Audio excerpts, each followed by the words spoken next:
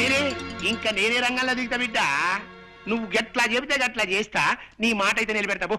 ఆ నారాయణ్ని ముహూర్త సమయం దాకా మనం ఎలాగైనా సరే ఆపి తీరాలి. లే మీరైతే గా ఫిగర్ పడదు. పాత దేవదాస్ సైన్ మన నాగేశ్వర్ ఇప్పటి సందిగా సైన్ ముచ్చట్లయితే లేదు భయా. నువ్వు చెప్పిన ప్లాన్ చెప్పినట్టు చేసి చూపిస్తా. వారి ఈ ఆళ్ళ నుంచి నా పేరు పటేల్ అయితే కాదు. ఏమనుకున్నావు? ఒకసారి బస్సు ఇక్కడ ఆపించావేంటయ్యా?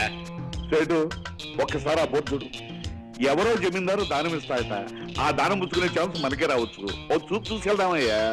అది కాదయ్యా, ఒకరు తెలియకుండా ఒకరి దగ్గర అప్పు చేసి అందరికీ బాకీ పడ్డావు. నీ కొడుకు పెళ్లి అవగానే మా బాకీ తీర్చేస్తాను చెప్పి అందరం వెంట పెట్టుకుని బయలుదేరావు. తీరా చూస్తే పెళ్లింటికి వెళ్ళకుండా ఇక్కడ అప్పు చేసేవే. సేటు నీ దగ్గర పుచ్చుకున్నాడు 10 వేళ్లకెత్త. నా కొడుకు పెళ్లి రేపు 10 గంటలకయ్యా. ఈ లోపుగా మనము కాసేపు ఇక్కడే కూర్చుని మన ప్రయత్నాలు మనం చేయడంలో కొంపేపోదు. చూడు, ఇప్పుడే నా చేతికి డబ్బు రాని మీ బాకీలు మొత్తం తెచ్చేసి మిమ్మల్ని ఇంటి నుంచి ఇటే పంపించేస్తాను. అబ్బా ఏమిటండి ఇది అసహ్యంగా. అంత నిశ్శబ్దంగా ఉండండి. జమీందారు గారిని ఎవ్వరూ డిస్టర్బ్ చేయకూడదు. నేనేం డిస్టర్బ్ చేయను గానీ ఓ చిన్న మనం చెప్పండి. ఈ జమీందారు గారు ఎవరు? ఈ దాన కార్యక్రమాలు ఏమిటి? చిడ్డుపురం జమీందారు పాపారావు బహదూర్ వారు సందర్శించబోతున్నారండి. ఈ రాత్రి వారికి ఈశ్వర సాక్షాత్కారం జరిగాక ఆయనకున్నవన్నీ ఆయనకు నచ్చిన వ్యక్తికి ఇచ్చేసి వారు హిమాలయాలకు వెళ్ళిపోతున్నారు. అలాగా? అయితే ఇక్కడున్న వాళ్ళల్లో ఆయనకి నచ్చిన వ్యక్తి అంటూ ఎవరన్నా ఉన్నారా? లేదండి. లేరు కదా. ఇప్పుడు ఇక్కడికి వచ్చిన వారి నుంచి ఆయనకి నచ్చిన వ్యక్తిని ఎన్నుకుంటారు. పాపం అందుకే ఈ భక్తులంతా వచ్చి కాచు కూర్చున్నారు. బాబు ఇంకొక చిన్న మాట చెప్పండి. వారికి ఉన్నదంతా దానం చేస్తారంటున్నారు. ఏమాత్రం ఉంటుంది ఏమిటి? ఉండొచ్చండి, 10-12 దాకా ఉండొచ్చు. ఏమిటట్లా? అబ్బా అంతుంటుందా? గురూజీ మీరు ఇక్కడ ఆ పని మీద కూర్చున్నారా? ఆ జమీందారు గారి చల్లని చూపులు మా మీద పడతాయేమోనని నేను మా ఆవిడ కాసు కూర్చున్నాం. దోమయ్య సరే, అక్కడ వాడకపోతుందా? అప్పుడు నేను చూసుకుంటా. ఇంకెక్కడ వెళ్తుందా? చచ్చిపోయింది. జమీందారు గారి షోనాలు కావంట 6. ఆరెందుకు? ఆయన ఏదో అడగడం తక్కువ పుచ్చుకోరండి, నేను తీసుకొస్తా. నువ్వు ఉండవయ్యా. మీ ఆవిడ వదిలిపెట్టి నువ్వు ఎక్కడ వెళ్తావు? నేనైతే పరిగెత్తుకెళ్ళి తీసుకొస్తా. పడ్డాడు, వల్ల పడ్డాడు, భలే పడ్డాడు. అబ్బో వస్తున్నాడు. తప్పండి బాబు, ఇవి చూడండి. తీసుకెళ్ళి జమీందారు కరెక్ట్. నారాయణ తీసుకొచ్చాడు. అలాగే. నువ్వైతే తొందరగా తెచ్చావుడువే.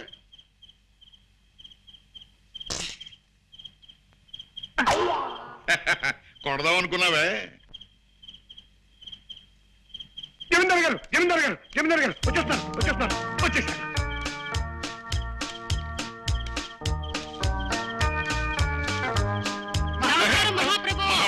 మహాప్రభు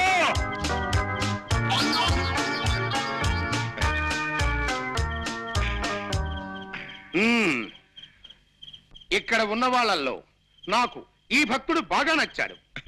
ధన్యుణ్ణి స్వామి, ధన్యుణ్ణి. అయితే తమ వారసుడిని నేనేదన్నమాట. అవును భక్త, చాలా సంతోషం. గురూజీ తీసుకురా. అలాగే, త్వరగా వెళ్ళవయ్యా. స్వామి నోడవయ్యా.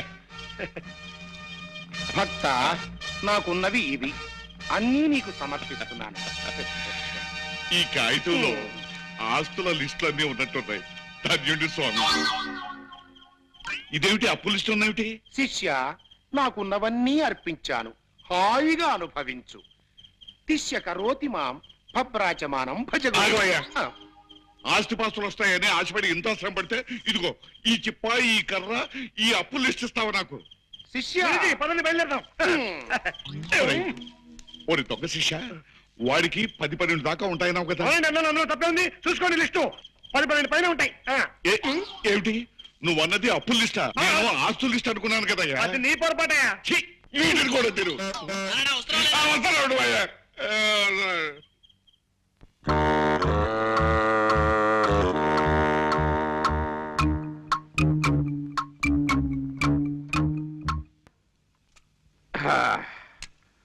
సెట్ తొందరగా స్టార్ట్ చేయవే.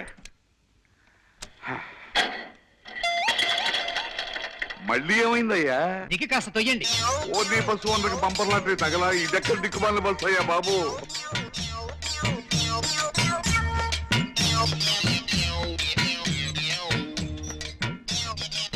ఇంకెంత దూరం అయ్యా? అబ్బా తొయ్యండి అయ్యా. అదిగో పెళ్లి పందిరి దగ్గరకు వచ్చేసిందిగా. మొహాలు బట్టలు మట్టి కొట్టిపోయి చెంబలు వెళ్ళి బంది పొట్టులా ఎలా తగలటం చూడు. పెళ్లి అయిపోయిన తర్వాత స్నానాలు చేద్దామయ్యా సెట్. రండి రండి. రే గొడుగా ఇది పట్టు. బావగారి ఫేస్ మహా బాగా నచ్చుతుంది నాకు. ఏ పని చేసినా విడ్డూరమే. మామూలుగా పెళ్లికి బస్సు వేసుకొస్తారు, బావగారు బస్సు తోసుకొచ్చారు. అదొక వెరైటీ. ఇప్పుడే అసెంబ్లీ నుంచి బయటకు వచ్చినట్టు బట్టలు చిరిగి జుట్టు రేగి ఎంత అందంగా ఉన్నారో పెళ్లివారు. అది సరే, కాఫీలు టిఫిన్ ఎక్కడ సెట్? రెడీగానే ఉన్నాయి, రండి. ఆగండి ఆగండి. ఇలాంటి పెళ్లిళ్లలో మతలబులు జరగటం, పెళ్లి కూతుళ్ళు మారిపోవటం మేము చాలా కథల్లో చదివాం, చాలా సినిమాల్లో చూసాం. అందుకని ముందుగా మాకు పెళ్లి కూతురు చూపించండి. దానికేం భాగ్యం, అదిగో పెళ్లి కూతురు.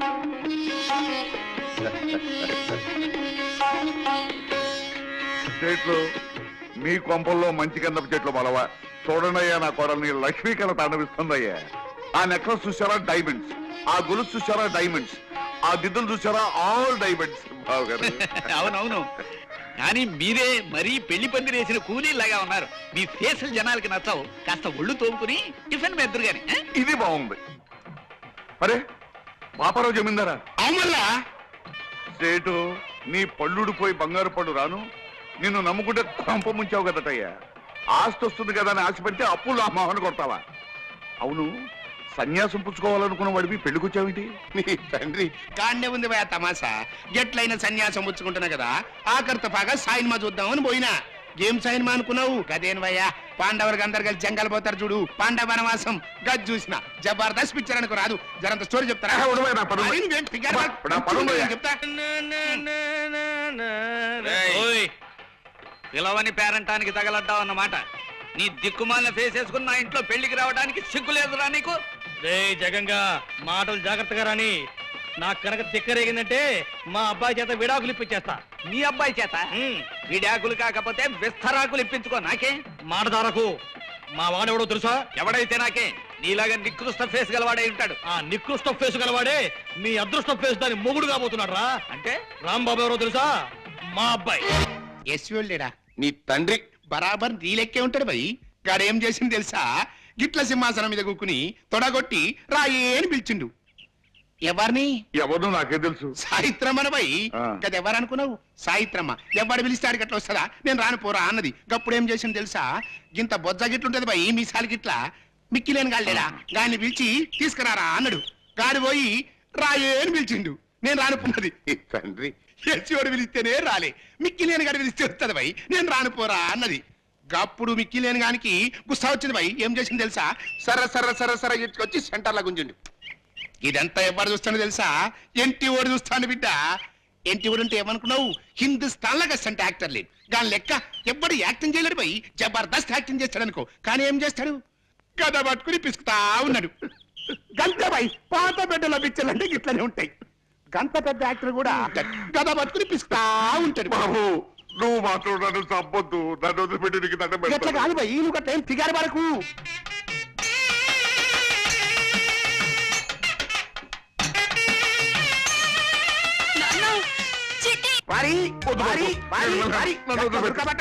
ఇప్పుడే మంచిగా ఉంటది స్టోరీ. అప్పుడు మిక్కి నేను ఏం చేసింది తెలుసా?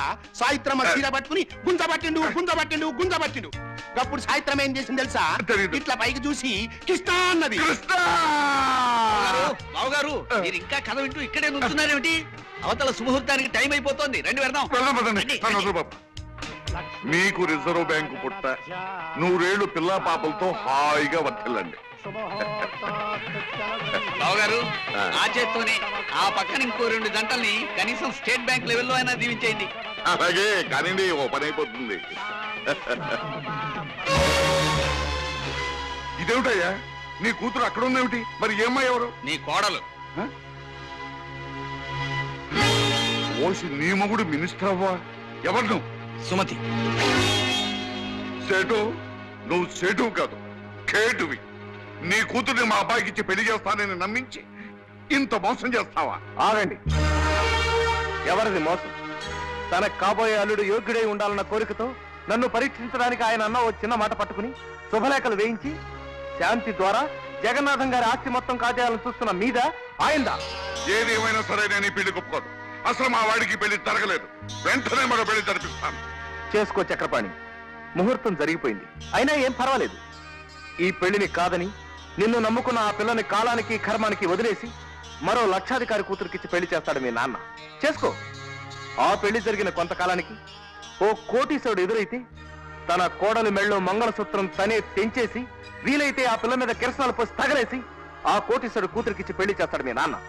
ఏ రోజు చూసినా దేశంలో ఏదో ఓ మూల ఓ ఆడపడుచు మంటల్లో మాడి మసైపోతుందంటే దాని కారకులు మీ నాన్న లాంటి స్వార్థపరులు, దరదాహం గల కిరాతకులు చక్రపాణి. చక్రే లే నేనంటుంటే ఎవరు నువ్వు? నేను మీ నాన్నరా? కాదు, నేను నీ కొడుకును కాదు. నువ్వెవరో అసలు నాకు తెలియదు. విన్నారుగా నారాయణ గారు, అతను వివేకవంతుడు గనక స్వార్థపరుడైన తండ్రి నుంచి తెగతెంపులు చేసుకున్నాడు. ఇక మీ దావ మీరు చూసుకోవచ్చు. ఒరేయ్, కన్న తండ్రినే కాదంటావురా? నీ వల్ల లాభం సంపాదించొచ్చని నిన్ను ఎర్రచందన మొక్కలాగా జాగ్రత్తగా పెంచుకొస్తే నేనెవరినో తెలియదంటావా? నారాయణ, నా బాకీ మాట ఏంటి? నా అప్పు తీర్చో. నా డబ్బు నా కక్క. అలా చూస్తానంటయా? మా డబ్బులు మాకే, నీకే చెప్పేది.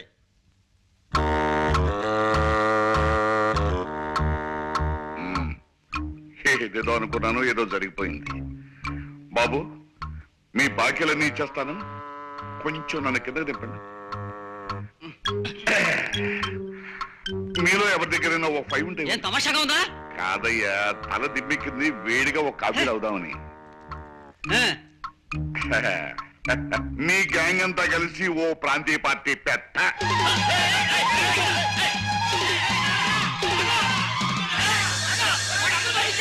వారి కమ్మడి కథ చెప్తా అంటే ఇట్లనే గారు కూడా మారిపోయిండు. ఏం చేయాలి? పూర్తిగా చెప్తే గానీ మనకు నిద్ర పడ్డా. ఇప్పుడు నువ్వు దొరికినావు కదా, మిగిలిన కదా నీకు చెప్తావు. ఏం కదా అదేరా, పాండవులకు అందరు కలిసి జంగల్ పోతారు చూడు. పాండవనవాసం పోయి అట్లా యశోడు తొడగొడతాండు పోయి సాయిత్రం ఏడుస్తాండు. యశోడు తొడగొడతాండు, సాయిత్రం ఏడుస్తాండు. యశోడు తొడగొడతాండు, సాయిత్రం ఏడుస్తాండు. యశోడు తొడగొడతాండు, సాయిత్రం ఏడుస్తాంది. ఇదంతా ఎవరు చూసిండు అనుకున్నావు? ఎన్టీ ఓడు చూసిండు బిడ్డ. ఎన్టీ ఓడు అంటే ఏమనుకున్నావు? విశ్వామిత్రుడు. హిందుస్థాన్ లో అసలు యాక్టర్ లేనే లేడు. వాళ్ళకి ఎవ్వరు యాక్టింగ్ చేయలేడు పోయి జబర్దస్త్ చేస్తాడు. కానీ ఏం చేస్తాడు? ఫాల్తుగా లేక భీమినేశ్వరం కట్టింది కదా, గదా పట్టుకుని పిస్తా ఉన్నాడు. అంతే పోయి పాత పెట్టెలో పిచ్చాలంటే అట్లనే ఉంటాయి. కానీ ఏం చేస్తాడు? గదా పట్టుకుని పిస్తా ఉన్నాడు. గప్పుడు వారి తప్పుడు సేకు మిగతా కథనే చెప్తాను నిండి. ఇలా ఇంటి వాడు గదా పట్టుకొని పిసుకుతాడా? ఇది ఎవడు చూసిండు అనుకున్నావు? గవాస్కర్ చూసిండు. గవాస్కర్ బ్యాట్ పట్టుకొని పిసుకుతా ఉంటాడు. ఇది కపిల్ దేవ్కు నచ్చలా. కపిల్ దేవ్ రవి శాస్త్రి చెప్పిండు. రవి శాస్త్రి బడా గుసా మీద సర్రగా కారేసుకొని పోయి కన్నామ్మని పిలుచుకొచ్చిండు. కన్నామ్మ అంటే ఎవరు అనుకున్నావు? హిందుస్థాన్ లో గస్మెంట్ ఆర్టిస్ట్ మళ్ళా జయప్రద సిస్టర్, మీనాక్షి శేషాద్రి డాక్టర్, శ్రీదేవి భానుప్రియుల కజిన్ సిస్టర్, హేమమల్లి మనవరావు. ఆ విషయం టిప్పు సుల్తాన్కి నచ్చలేదు. రుద్రమదేవి టిప్పు సుల్తాన్ ఓ కప్పు కాఫీ తాగి ఛత్రపతి శివాజీతో యుద్ధం చేసి శ్రీకృష్ణుడి చేతిలో ఓడిపోయారు. కన్నమ్మ డాన్స్ చేస్తుంది. కన్నమ్మకి పోటీగా హేమమల్లి డాన్స్ చేయమన్నాడు. ఎవరు? రాజబాబు. రాజబాబు చెబితే హేమమల్లి ఇలా. రాజబాబు సన్న బయడు వేలగిరి పిలిచకొచ్చిండు. వేలగిరి నెత్తి మీద ఉండేసి హేమమల్లి డాన్స్ చేయమన్నాడు. అప్పుడు హేమమల్లి రమణారెడ్డి ఇద్దరు డాన్స్ మొదలు పెట్టిండు. ఇదంతా ఎవడు చూస్తుండే అనుకున్నావు? మహమ్మద్ బీన్ తుగ్లక్ చూస్తాడు. తుగ్లక్ అంటే ఎవడు? ఇంకా నన్ను వదిలేరా? అదే పొడ్డున పడ్డ శాప తీర్నైపోయింది నా బతుకు. ఏమిటి బాబు ఏమన్నావు? ఒడ్డున పడ్డ చాపనన్నావా? అవు